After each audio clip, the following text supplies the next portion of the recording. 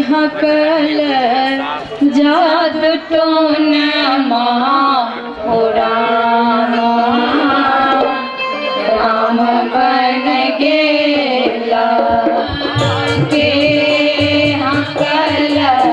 जादू टोन हो राम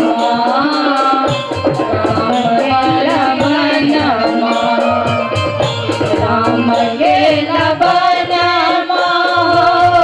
राम गेला बनमा राम गेला बनमा राम गेला बनमा के हकल जादू टोनमा हो राम राम गेला बनमा के हकल जादू टोनमा हो राम राम गेला बनमा